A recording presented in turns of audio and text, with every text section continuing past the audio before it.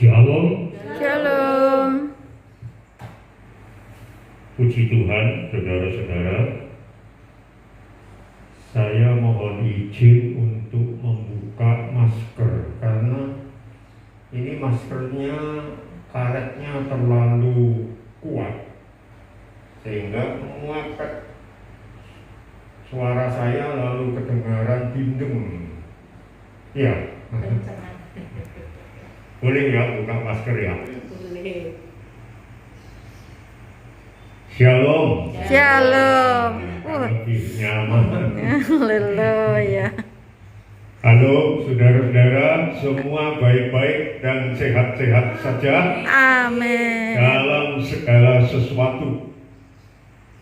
Walaupun tempat dagangan bisa keseret mobil, tetapi Tuhan tidak pernah meninggalkan kita. Halo. Apapun yang terjadi, Tuhan bekerja sama mendatangkan kebaikan bagi kita semua. Amin. Amin.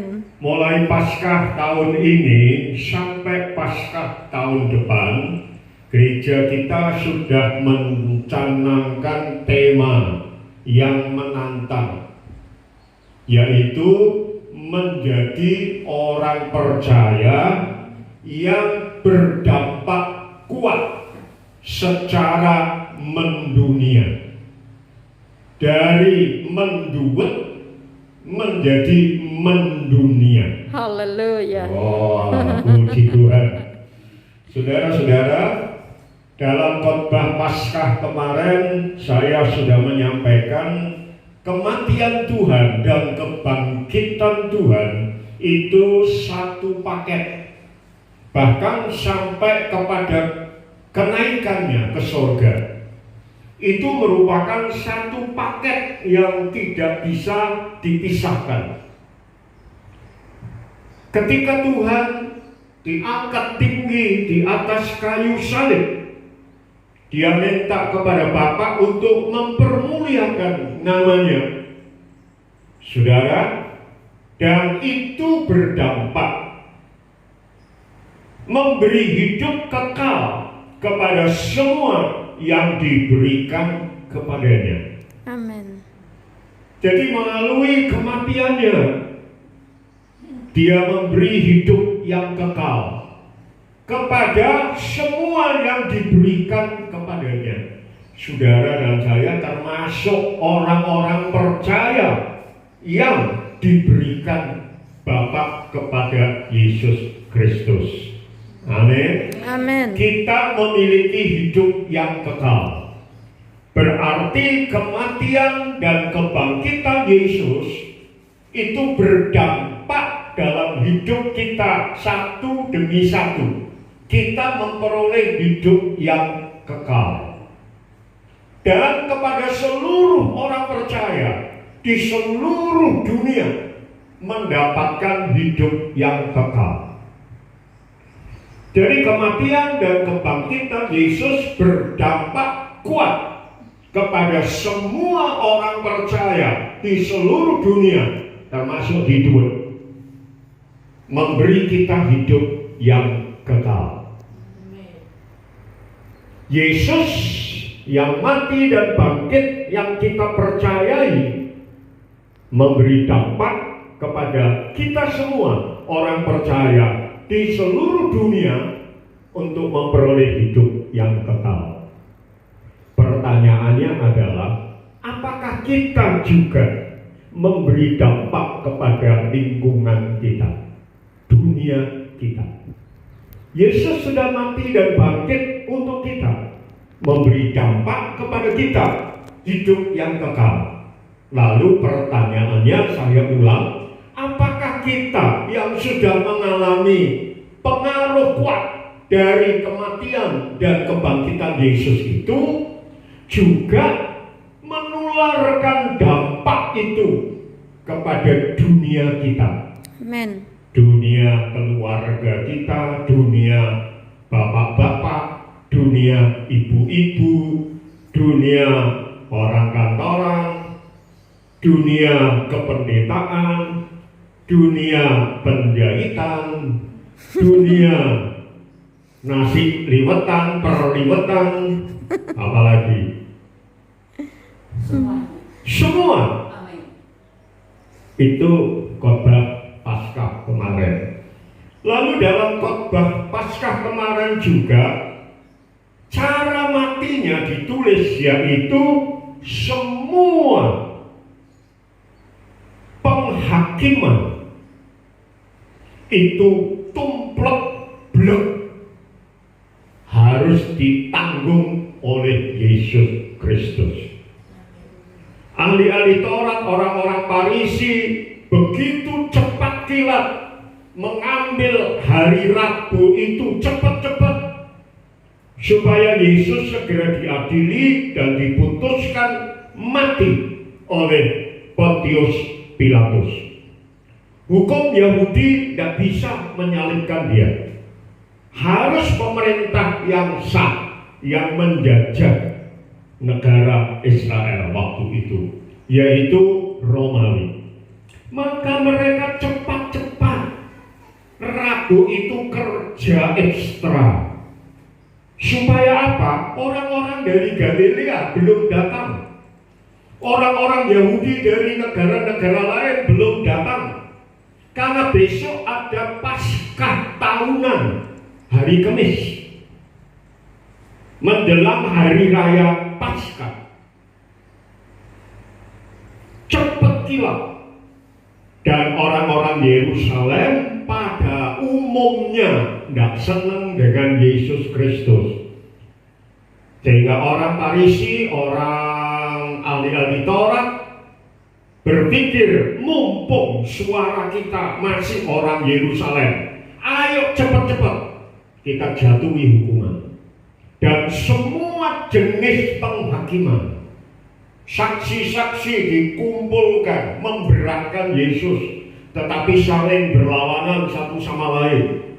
Sampai akhirnya ketika Yesus mengaku bahwa dia adalah anak Allah, imam besar menyobek jubahnya dan berkata, kita tidak perlu saksi-saksi lagi, ini sudah menghujat. Karena dia manusia, anaknya Yusuf dan Maria, ngaku-ngaku anak Allah. Sudah. Lalu cepat dibawa ke Pontius Pilatus. Pontius Pilatus berusaha untuk membela Yesus, tapi nggak bisa, karena dia masih tertarik dengan kekuasaannya. Dia menawarkan Barabas atau Yesus yang dilepaskan, dengan harapan Yesus yang dilepaskan. Karena dibandingkan dengan Barabas, ini penjahat, pembunuh, pemberontak, pikirnya dia yang dilepas tapi orang yang baik. Kecelek dia. Ternyata orang jahat yang dipilih untuk lepas. Harusnya dia dihukum mati, tetapi diganti oleh Yesus. Saudara, dan cara matinya, semua penghukuman ditimpakan, ditanggungkan kepada Yesus. Dampaknya bagi kita apa? Tidak ada lagi penghukuman bagi kita. Amin. Karena semua penghukuman dosa sudah ditanggung oleh Yesus, kita tidak perlu lagi menanggung. Ketika hutang saudara yang miliaran tak bayari, wah hebat ya Paulus. Haleluya. Mumpung iso nyombong sidik yo utang saudara miliaran tak bayari lunas. Amin. Dampaknya apa saudara? Saudara tidak perlu bayar lagi. Ketika penagih datang, ayo bayar, wes dibayari pendetaku ya, selesai. Begitu Yesus, saudara. Semua penghukuman dosa kita sudah ditanggung dia. Sehingga Roma pasal 8 mengatakan tidak ada penghukuman. Dan kita bisa hidup dalam roh. Yesus mati karena pelanggaran kita, Roma pasal 4 ayat 25, dan Yesus bangkit karena pembenaran kita. Amin. Jadi kematian Tuhan itu berdampak melepaskan, membebaskan pelanggaran kita. Saudara, lalu ketika dia bangkit berdampak membenarkan kita. Saudara boleh dibebaskan dari pelanggaran, tapi kalau belum dinyatakan benar, saudara masih di tengah-tengah gitu ya. Memang aku sudah dibebaskan dari pelanggaran, tetapi statusku ini sudah benar atau belum? Tetapi kematian dan kebangkitan Yesus komplit. Pelanggaran saudara sudah dihapus, lalu saudara dinyatakan benar. Itu dampak kematian dan kebangkitan Yesus. Amin. Kalau kematian dan kebangkitan Yesus sudah berdampak secara kuat dalam hidup kita, seluruh umat manusia di seluruh bumi yang percaya, termasuk saudara dan saya. Pertanyaannya adalah, apakah kita juga sudah berdampak kuat kepada keluarga kita, membawa mereka ikut dibebaskan pelanggarannya dan dinyatakan benar? Apakah kita sudah berdampak kepada dunia kita seperti tadi? Itu yang sudah kita pahami dan kita renungkan. Dan hari ini saya mau masuk pelan-pelan. Saya sudah punya komitmen mau melayani jemaat di sini yang sederhana dengan cara yang mudah dipahami secara iman, lalu membimbing saudara menjadi orang-orang percaya, bahkan menjadi murid-murid Tuhan yang sejati, menjadi jemaat yang baik, yang punya dampak kepada lingkungannya. Bahkan saya masih berhutang satu khotbah yang belum selesai, yaitu virus, cara menular dengan cepat. Ketika kita masuk KLB COVID-19, saya sudah mengangkat sebuah khotbah menular, virus yang menular dengan cepat. Kita harus menjadi kekuatan dari Tuhan yang bisa menular dengan cepat mendunia. Amin. Nah, hari ini pelan-pelan mari kita membuka Efesus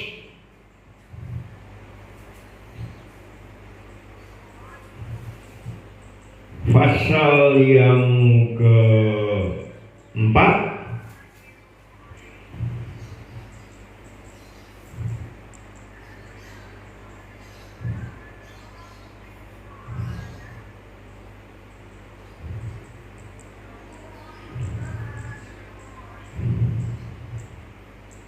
Ayat 8 sampai 10.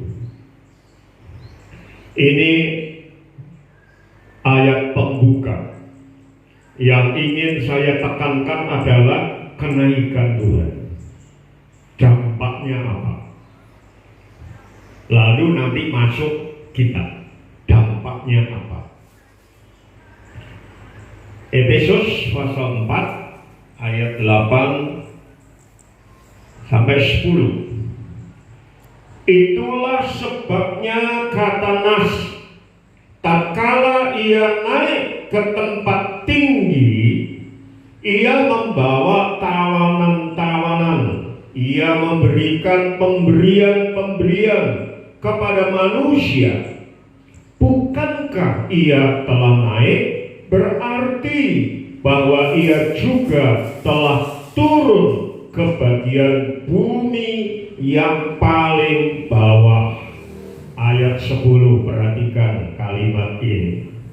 Ia yang telah turun Ia juga yang telah naik jauh lebih tinggi daripada semua langit untuk apa? Saudara perhatikan, untuk memenuhkan segala sesuatu. Jadi Yesus Kristus yang sudah naik itu berarti sudah turun di tempat yang paling bawah, obrak-abrik neraka dia.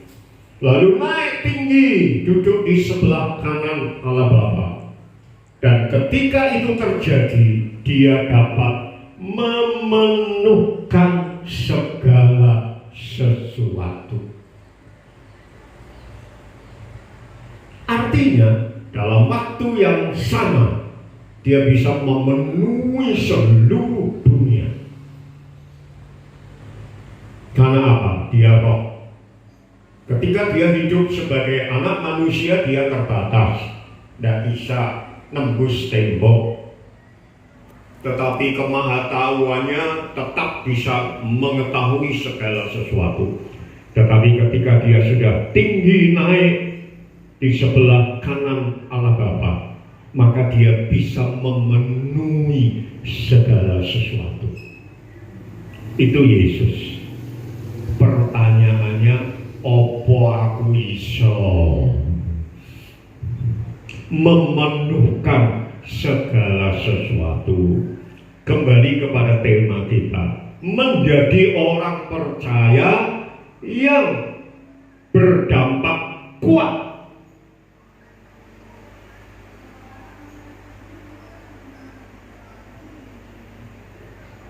Secara mendunia. Opo iso? Pertanyaannya kan begitu. Bisa.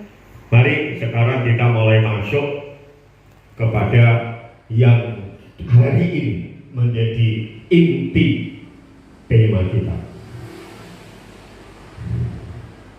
Efesus pasal 1. Ini penekanan ulang dari kenaikan Tuhan. Ayat 21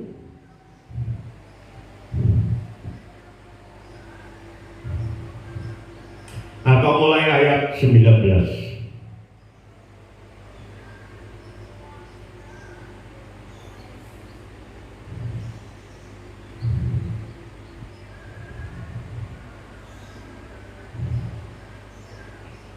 Sudah, ayat 18 sampai 23. Saya baca pelan-pelan. Dan supaya ia menjadikan mata hatimu terang, agar kamu mengerti pengharapan apakah yang terkandung dalam panggilannya, betapa kayanya kemuliaan bagian yang ditentukannya bagi orang-orang kudus. Pertanyaannya, apa kita bisa menjadi orang percaya yang berdampak kuat secara mendunia? Ayat 18 menjawab, supaya mata hatimu terang dan kamu mengerti.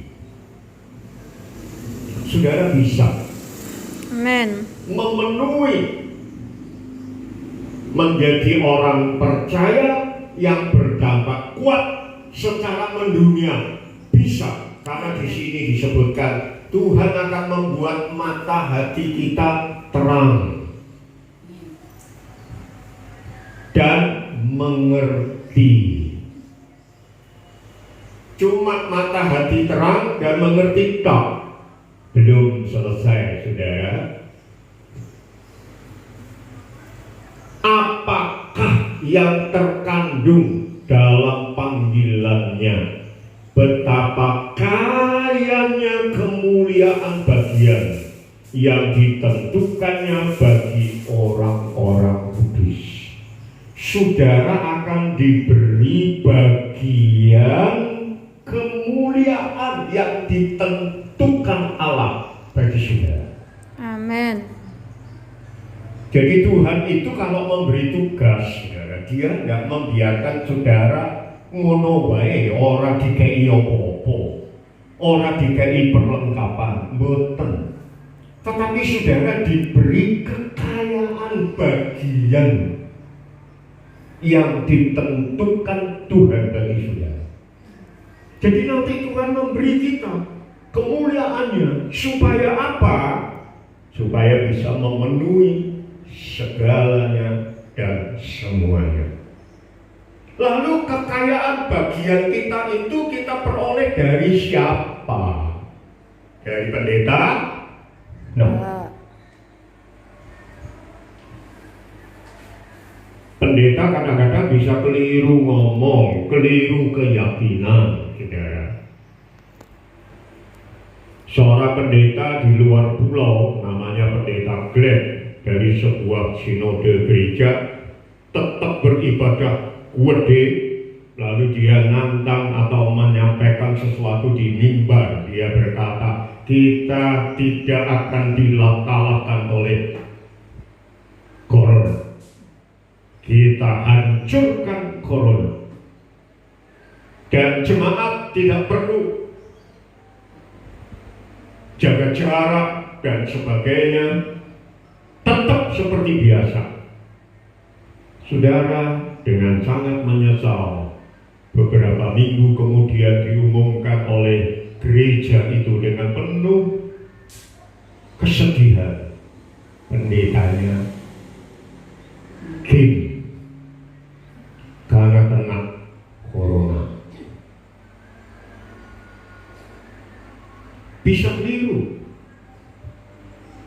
tetapi Tuhan tidak pernah keliru. Amin. Dia memperlengkapi saudara. Dari siapa perlengkapannya itu? Dari pendeta? No. Mari kita teruskan bacanya. Ayat 19. Dan betapa hebat kuasanya bagi kita yang percaya sesuai dengan kekuatan kuasanya. Saya sudah pernah khotbah ayat ini, sebetulnya itu adalah kekuatan Tuhan yang dipamerkan secara gede-gedean, seperti kekuatan angkatan perang sebuah negara. Semua dipamerkan betapa hebat kuasanya bagi kita yang percaya sesuai dengan kekuatan kuasanya. Yang dikerjakan oleh siapa? Perhatikan ini. Yang dikerjakannya di dalam Kristus dengan membangkitkan dia dari antara orang mati dan mendudukkan dia di sebelah kanannya di surga. Ini loh, Yesus Kristus, bukan pendeta saudara, bukan orang suci saudara, tetapi Yesus Kristus yang apa?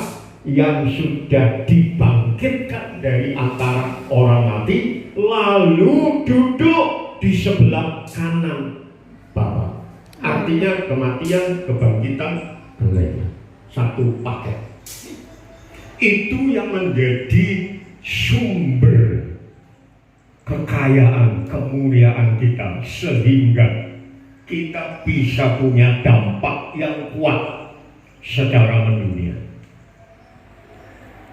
Ayat 21, jauh lebih tinggi dari segala pemerintah dan penguasa dan kekuasaan dan kerajaan dan tiap-tiap nama yang dapat disebut, bukan hanya di dunia ini saja, melainkan juga di dunia yang akan datang. Hebat toh? Ini Yesus kita.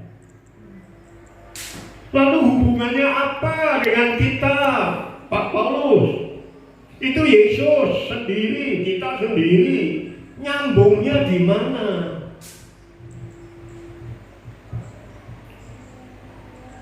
Saya ingat waktu kecil baca dan lihat wayang, baca buku mengenai dosa muka, saudara ya.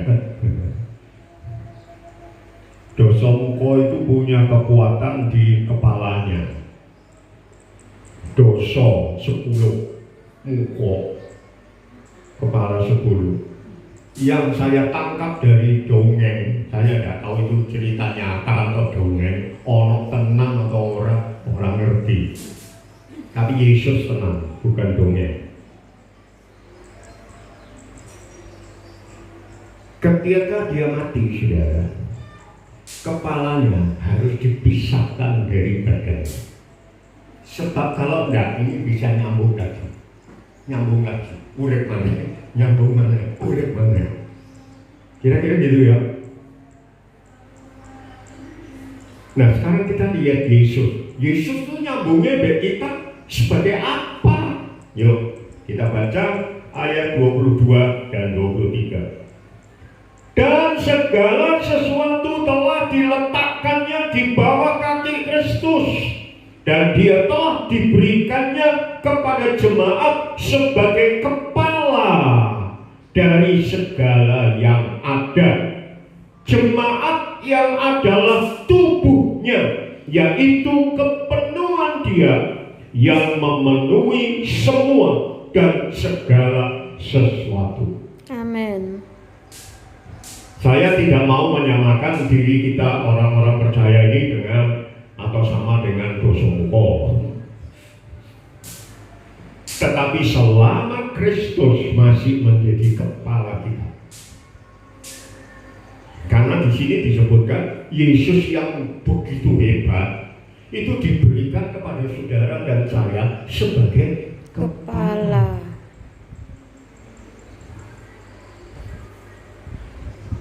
Selama kepala kita Yesus Kristus, saudara tidak akan pernah bisa dikalahkan. Amin. Dosa muka itu dipotong, gelinding nah dasi urip maneh. Tapi ketika terakhir ngerti, ketika mati dipotong, kepalanya ditaruh di Amerika, tubuhnya ditaruh di duit. Orang iso ngumpul. Nah, kesasar nak nemplek ngene ketek, jadi ketek. Selama Yesus menjadi kepala kita akan punya dampak yang mendunia. Karena apa dikatakan? Memenuhi semua dan segala sesuatu. Itu dunia, saudara. Saya juga sudah pernah khotbah ini. Segala sesuatu itu makhluk. Semua itu manusia. Amin. Jadi kita punya pengaruh bukan hanya kepada manusia, tetapi kepada makhluk hidup. Kalau saudara orang percaya yang betul-betul Yesus sebagai kepala, binatang-binatang piaraan saudara itu juga mengalami dampak. Ternyata di firman Tuhan ada, saudara, orang benar itu mengasihi binatang piaraannya. Orang benar itu binatang piaraannya disiksa, lalu dinggo golek sugehan. Saya pernah di suatu tempat dikasih tahu ada sebuah binatang, seekor binatang yang jalan. Terus ada orang bisikin, nggone iku lho, iku hati-hati, iku dia golek informasi. Ternyata pesugihan. Ada yang bentuknya celeng ngepet. Babi. Ya, ya. Babi ngepet. Itu jadi-jadian ya. Babi. Oh, bukan celeng ya. Babi ngepet. Babi ngepet. Bukan babi ngempet ya. Babi ngepet luwe. Ada yang anjing. Ya. Tapi orang percaya punya dampak baik kepada makhluk. Memperlakukan tumbuh-tumbuhan, lingkungan saudara dengan baik. Sekarang banyak orang merusak alam, saudara ya. hutan ditebangi, makanya nek banjir bandang salah sopo. Lalu osot, kita bersyukur untuk corona ini membuat tatanan bumi membaik, saudara. Ya. Karena orang sudah takut keluar, jadi aman itu. Di tempat-tempat yang biasanya jadi objek itu tenang. Lalu pulih, osotnya pulih. Menutup. Jadi nanti nggak akan panas lagi kayak dulu. Lalu semua itu manusia. Berarti saudara, oleh karena kematian, kebangkitan dan kenaikan Yesus ke surga, saudara mendapat bagian kekayaan dan kemuliaannya yang luar biasa yang dikerjakan oleh siapa? Yesus. Dan Yesus ada di mana? Hubungannya dengan kita apa? Dia kepala. Lalu ditaruh dalam hidup kita. Amin. Kita bersyukur saudara ketika negara kita menghadapi dampak corona yang mendunia ini. Presidennya kok Pak Jokowi gitu. Haleluya. Pas gimana? Ya. Coba nek duduk Jokowi gitu. Ini bukan apa menyanyi salah-salah saudara, tapi pengalaman membuktikan kan kalau kita lihat ke belakang koyo opo. Wow. Itu kepala pemerintahan kita. Kepala pemerintahan hidup kita bukan Jokowi, tapi Yesus Kristus. Amin. Makanya bersyukur dia jadi kepala pemerintahan hidup kita. Maka saudara bisa punya dampak memenuhi semua dan segala sesuatu. Amin. Amin. Sudah ya, dasarnya sudah kuat ya. Sekarang mari kita satu demi satu. Efesus pasal yang pertama ayat 4. Nanti kita akan bahas minggu-minggu berikutnya sampai pasal 1 ini rampung. Tapi saya tidak mau baca sekaligus hari ini. Soalnya nanti waktunya habis untuk baca. Tapi saya hanya baca yang mau saya terangkan hari ini. Pelan-pelan. Daripada tak gue tak berarti oke nyandalin cuma 10%. Lebih baik sedikit tapi nyandalin 85% gitu ya. Amin. Yang tadi sudah mudeng ya saudara ya, nyandal ya. Kita bersyukur kepala kita Yesus Kristus.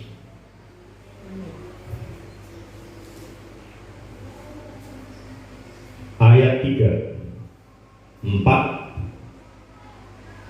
dan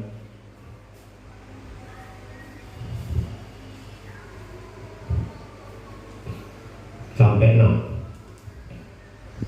Hari ini dulu ya, one by one, satu demi satu. Menjadi orang percaya yang berdampak kuat secara mendunia. Orang percaya yang berdampak kuat itu yang bagaimana? Itu yang mulai kita buka kupas satu-satu gitu ya. Andai kata jeruk Bali begitu, kulitnya sudah kita pecah, lalu kita mulai makan satu sisir. Jeruk Bali namanya apa? Kan banyak ininya kan. Terus bukanya kan kongelan saudara. Saya itu kalau buka jeruk Bali kadang-kadang orang sabar saudara. Mamahku itu yang buka jeruk Bali terus ngasih no kepada anak-anaknya, bisa itu dibukai satu, kasih satu. Saya kadang-kadang nek buka dewi orang santan saudara, buka gitu, ngeceki, kadang-kadang 2 sekaligus samplak, tak coklat. Ini satu, gitu ya. Kacang goreng juga gitu saudara. Bojoku gini mangan kacang goreng sekilo mungkin setahun pakai entek. Karena makan itu siji. Aku ngomong opok rasa kacang. Kalau saya makan kacang goreng juga pakai taplok. Rasa kacang goreng. Tapi ya sak toples 10 menit entek. Bahaya. Jawab ayat 3 Efesus 1 ya. Ayat 3 sampai 6. Terpujilah Allah dan Bapa Tuhan kita Yesus Kristus, yang dalam Kristus telah mengaruniakan kepada kita segala berkat rohani di dalam surga. Sebab di dalam Dia Allah telah memilih kita sebelum dunia dijadikan, supaya kita kudus dan tak bercacat di hadapannya.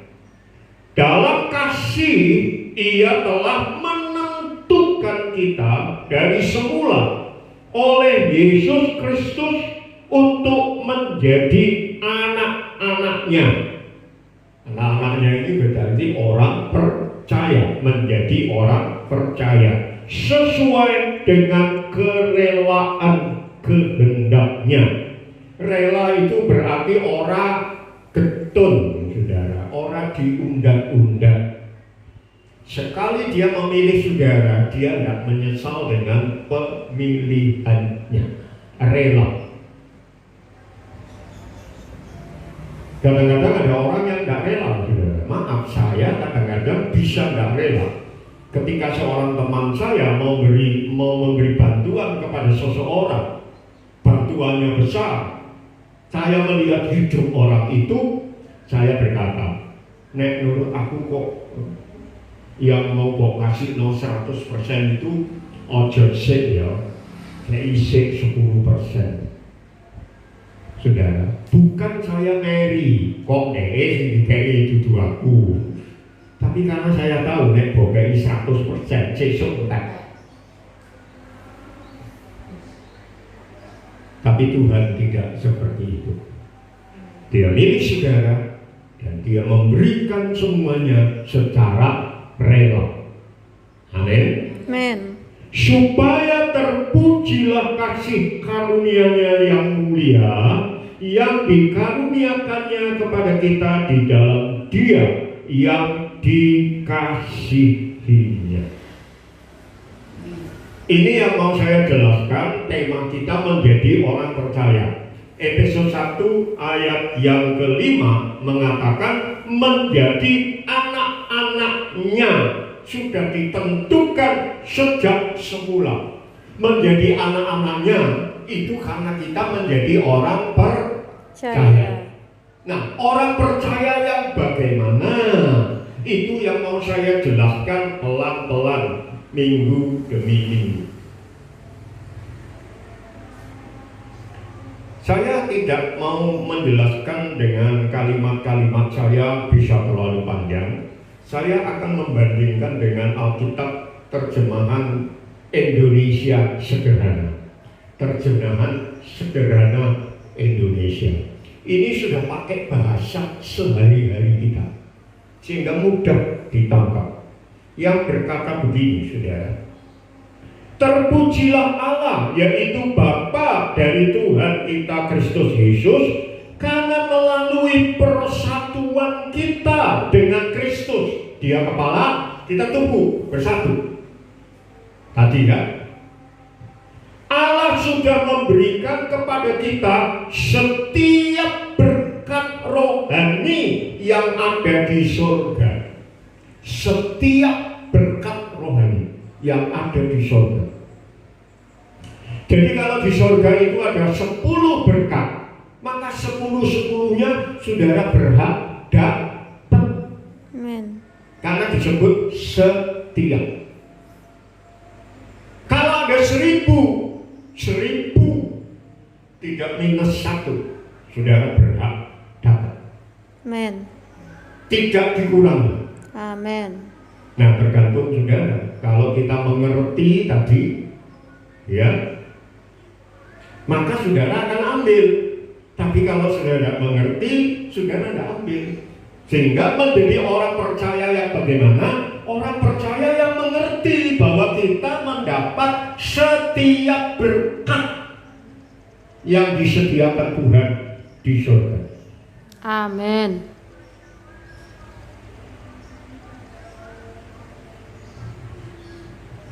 Karena Allah sudah memilih kita sebelum dunia diciptakan. Jadi jauh sebelum saya ada di kandungan ibu saya, bahkan jauh sebelum dunia diciptakan, namaku itu sudah ada di hati Tuhan. Apa enggak luar biasa? Ya. Jadi saudara tidak perlu, tidak percaya. Saudara itu sudah dipilih sebelum dunia ini ada. Amin. Sebelum saudara dikandung oleh ibu saudara. Yes. Jadi bukan gagaan saudara. Bukan kesusu, nabrak-nabrak.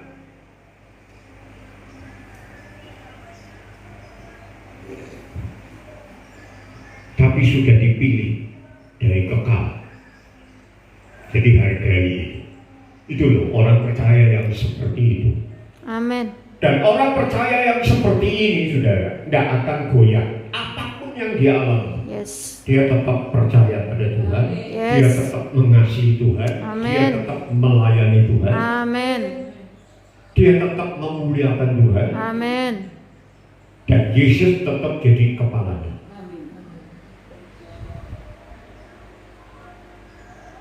Kita bisa sakit, kita bisa menderita.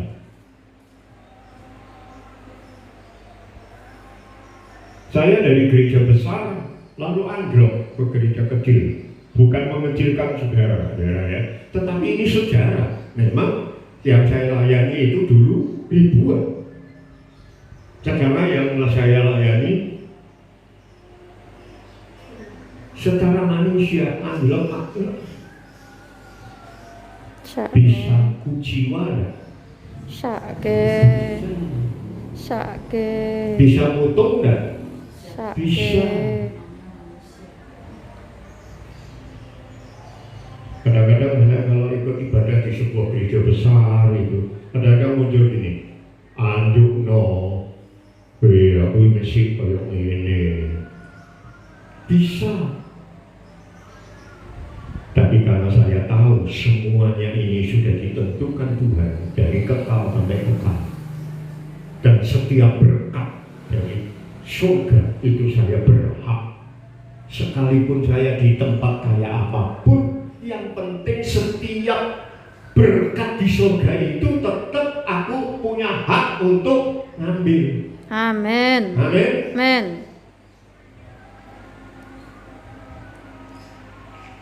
Coba kalau saudara ada di kota besar atau kota kecil, tetapi saudara punya simpenan triliunan, berpengaruh nggak? Nggak berpengaruh saudara. Karena berkatnya komplit. Orang wedi mau di rumah sebulan, orang bakal kelaparan. Ya dong? Saudara, jadi itu. Terus karena Allah sudah memilih kita sebelum dunia ini diciptakan, artinya Dia sudah mengasihi kita dan merencanakan supaya kita disucikan dan tidak bersalah di hadapannya oleh karena bersatu dengan Kristus. Sudah direncanakan dengan matang. Saudara itu tetap kudus karena apa? Karena tetap bersatu dengan Kristus. Jadi jangan lepas dari Kristus. Amin. Sebelum dunia ini diciptakan, kita sudah Allah tetapkan untuk menjadi anak-anaknya melalui Kristus Yesus. sesuai dengan kehendaknya, itulah yang berkenan kepadanya. Jadi sudah lama direncanakan. Begitu dot mablek langsung saudara menjadi anak-anaknya. Saya sudah jelaskan di doa pengerjaan. Kata menjadi orang percaya itu bukan proses, tetapi begitu saudara percaya, lahir baru, menerima kelahiran dari Roh Kudus, langsung saudara menjadi orang percaya. Secara hukum sah. Saya dilahirkan dari pasangan suami istri. Papa saya Tan Xiaoguan, mama saya Ong Binyo. Dua fam ini fam yang cukup punya pengaruh di kalangan orang Tionghoa. Kamu siapa? Ya. Xiao. Ya. Kiao. Xiao. Xiao. Oh, Xiao. Ya. Xiao tau ini. Ya. Ye. Oh iya. Tan itu pengaruhnya kuat. Jin. Sinode Gereja Islam Masih itu banyak pimpinannya dari setan, bukan setan ya, setan. Oh, uang. Uang itu raja. Ketika saya lahir, dibuat akte kelahiran. Saudara, mama papa saya menikah itu masih zaman dulu. Orang dulu itu tidak pakai surat kawin, saudara. Pokoknya cara adat menikah sudah diakui. Tapi begitu saya lahir, secara hukum tidak bisa diakui sebagai anak papa. Saya anak di luar nikah dari mama Ong Binyo. Tapi saya utang, aneh loh. Tetapi kemudian pengadilan menetapkan bahwa saya sudah diakui sah anak dari papa mama. Secara hukum ada aktenya. Jadi sudah tidak bisa diganggu gugat. Orang-orang yang lahir di luar nikah, saudara, itu secara hukum kadang-kadang atau seringkali tidak diakui sebagai ahli waris. Tapi saya enggak. Saya punya waris. Walaupun orang tua saya enggak mewariskan apa-apa.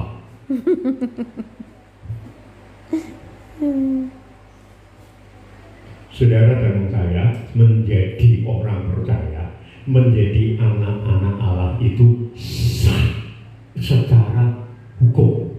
Amin. Amin. Amin. Berarti kalau iblis mau ganggu saudara, orang iso saudara, karena sah. Ketika saudara lahir dengan sah, ada surat pengadilan bahwa saudara adalah anak dari ayah nama ini, ibu nama ini. Maka ketika kekayaannya melimpah, lalu ada orang yang mau ngerebut kekayaan itu, saudara nggak bisa diganggu hak saudara untuk menerima warisan karena ada pengakuan hukum. Maka bisa diganggu. Kalau ada urusan pengadilan panjang, tapi kalau enggak, saudara bisa direbut kapan saja. Kita nggak bisa bela diri. Tidak bisa mengambil kekayaan kita. Tetapi Tuhan itu luar biasa. Saudara dan saya diakui sah secara hukum. Saudara adalah anak-anak Allah. Amin. Berarti secara sah hukum kerajaan surga, bukan hukum negara Indonesia, kerajaan surga. Saudara berhak untuk minta warisan saudara setiap berkat dari surga. Amin. Amin. Jadi orang percaya yang bisa berdampak secara mendunia adalah orang percaya yang betul-betul mengerti, paham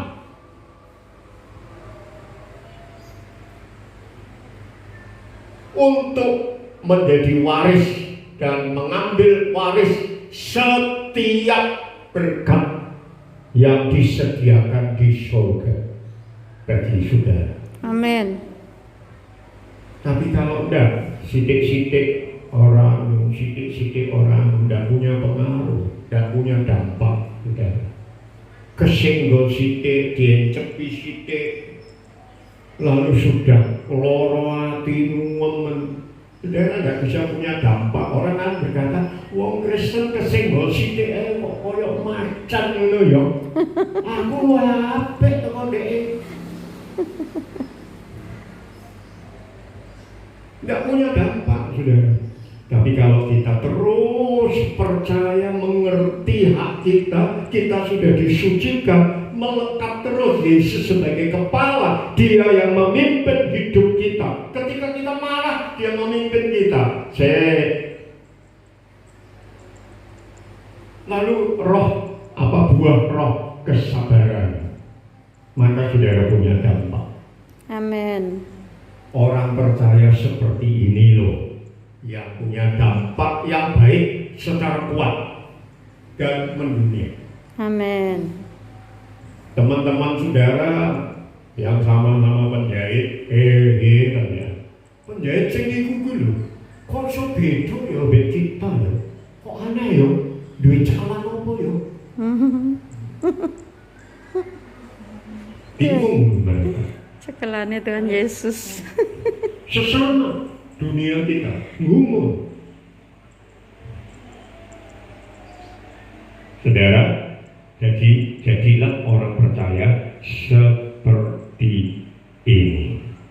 Jadi keberadaan saudara, kejadian kita sah secara hukum. Saudara diakui ahli waris, menerima warisan kekayaan. Lalu bukan hanya kekayaan tok, saudara, kemuliaan. Kekayaan itu bicara soal materi. Kemuliaan itu bicara soal karakter. Tuhan memberi kekayaan dan kemuliaan. Amin. Tuhan memberi materi dan karakter. Amin. Kalau karakternya nggak kuat, saudara, materi itu justru akan merusak saudara. Ketika karakter saya nggak kuat, lalu saya punya uang 1 triliun, maka saya akan pakai uang itu untuk menjatuhkan orang. Karena karakterku nggak bagus. Baru-baru ini kita mendengar banyak napi dilepaskan, ya. Kalau napi itu karakternya sudah bagus, akan berdampak kuat dia. Orang-orang berkata, loh, itu loh napi, tapi kok sebelah ya, beda sampai dia. Tapi sayangnya saudara, sebagian sudah merusak karakter citra nabi yang dilepas. Karena begitu keluar, karakternya belum berubah, langsung nyolong. Saudara tahu itu ditutup pagar. Kemarin ketika kita bersih-bersih, Yeni waktu itu belum ya.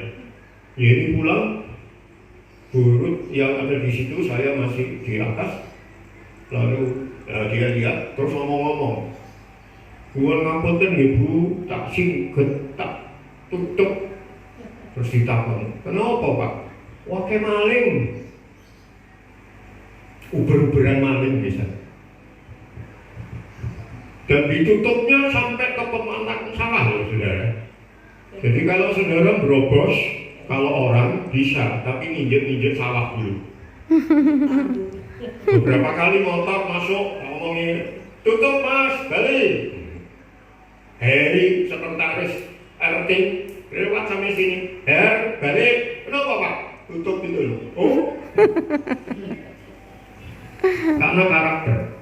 Dikasih berkat kemurahan, lepas, tapi karakternya tidak bagus. Jadi tidak bisa jadi baik.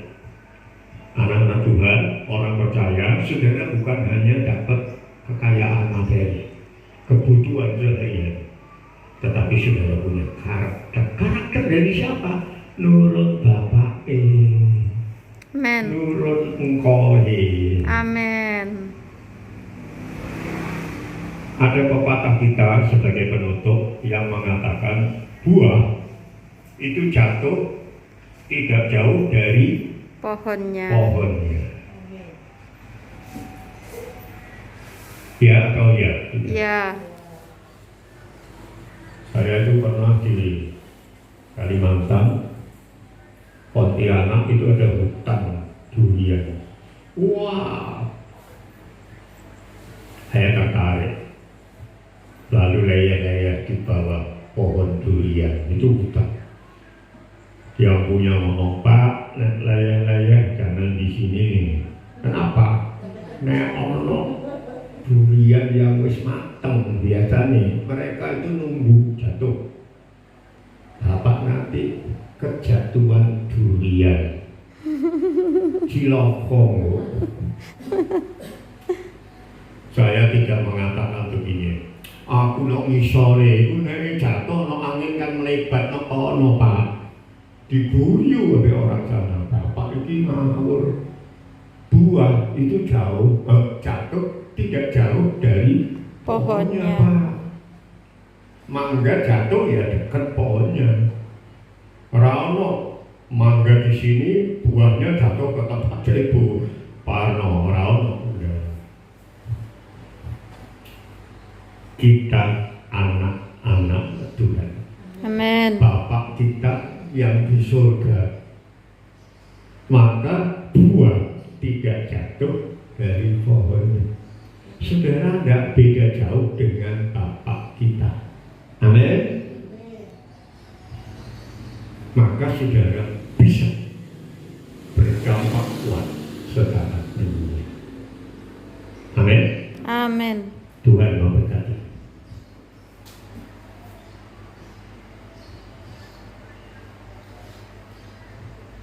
Kok rasanya koyo kurangan JL ya?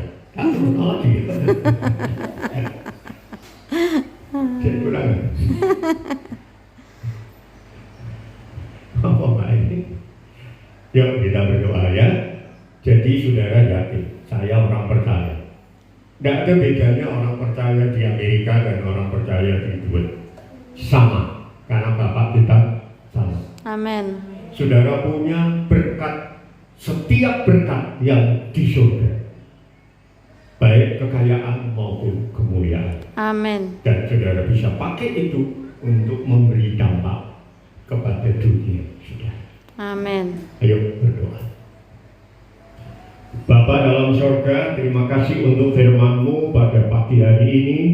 Secara pelan-pelan dengan sederhana kami akan memahami bahwa kami adalah orang percaya yang berdampak kuat secara mendunia, dan kami bisa oleh karena kasih karunia. Tolong kami menjadi orang percaya yang seperti Engkau ciptakan.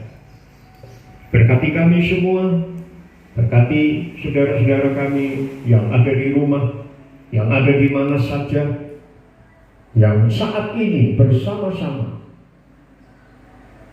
menghampiri Engkau untuk mengalami jamahan. Berkati pemerintah kami dalam menghadapi masa-masa sukar. Walaupun diprediksi bulan Desember baru selesai, itu prediksi manusia ya. Tapi kami punya Engkau yang menjadi gembala agung kami, dan kami menyerahkan bangsa negara kami dalam tangan-Mu. Kami juga menyerahkan hidup dan diri kami masing-masing dalam tangan-Mu. Pelihara kami supaya dalam keadaan apapun kami tetap punya dampak yang kuat kepada lingkungan kami. Dalam nama Tuhan Yesus kami berdoa. Amin.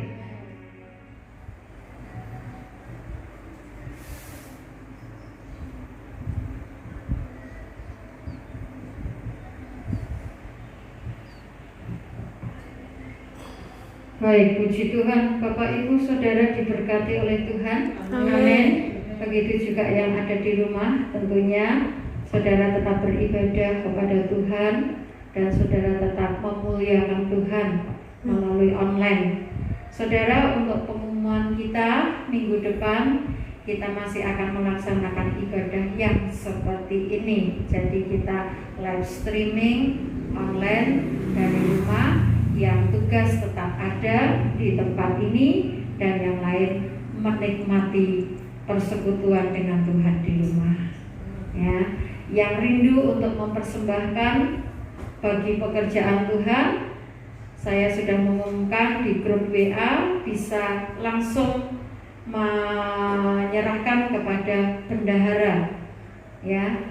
Dan tadi pagi juga sudah ada yang pagi-pagi lebih dulu datang di tempat ini sebelum ada orang lain, ya, untuk menyerahkan persepuluhannya, lalu pulang beribadah di rumah, ya. Luar biasa. Hari-hari ini memang kita dituntut untuk mandiri, ya, tidak bergantung kepada pendeta, tidak bergantung kepada bangunan gedung gereja, tidak bergantung juga dengan semua fasilitas yang ada, tapi kita hanya bisa bergantung kepada Tuhan Yesus Kristus. Amin. Dan kita mau tetap menjadi orang percaya yang berdampak kuat secara mendunia, masing-masing dalam kehidupan kita.